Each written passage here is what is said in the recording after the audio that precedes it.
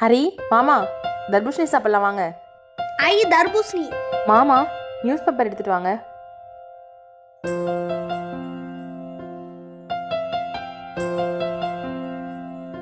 தேங்க்ஸ்மா.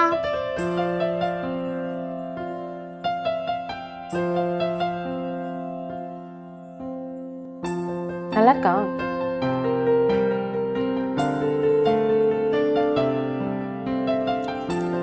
ஏய் சாய், அப்பாக்கு இருக்கா?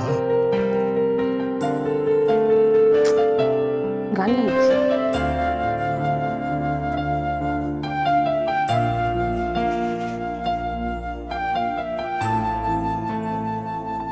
இந்தாங்க தாத்தா.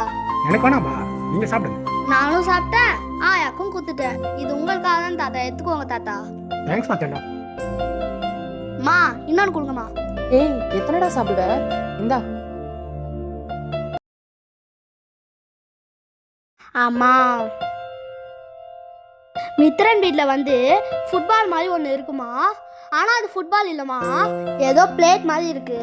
அதை வந்து இப்படி எட்டி வச்சா போயிட்டு போயிட்டு வருது, நிறைய லைட்ஸ்லாம் எரியுது. சூப்பராக இருக்குமா, எனக்கு வாங்கி தாயேன். இனிமே யார் வீட்டுக்குனா போனா அவ்வளவுதான் ஹரி. அவங்க வீட்டுக்கு போயிட்டு வந்து இது வேணும் அது வேணும் சொல்லிட்டு கேட்டுட்டு உட்காந்துட்டு இருக்க.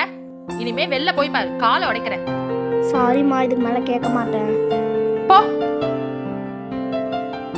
1 week later.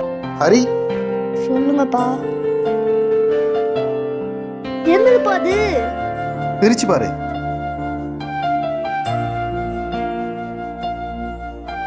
வாவ், தேங்க்ஸ்ப்பா. நல்லா இருக்காடா? சூப்பரா இருக்குப்பா.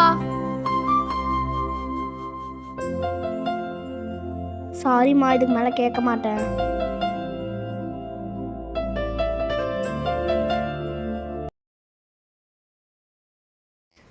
ஆண்டி, எத்தனை டைம் சொல்லியிருக்க வேஸ்ட் செலவு பண்ணாதீங்க பண்ணாதீங்கன்னு.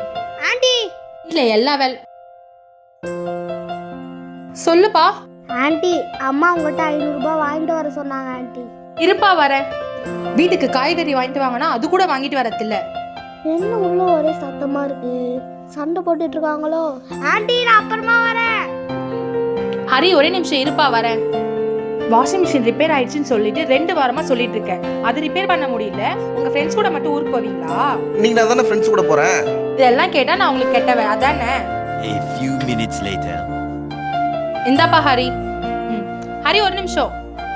நாங்க 2 பேரும் சண்டை போட்டுக்கிட்டோம்னு நினைச்சிட்டு இருந்தியாப்பா? ஆமா ஆண்டி, பயந்தே போயிட்டேன். இங்க வா. அங்க பாரு.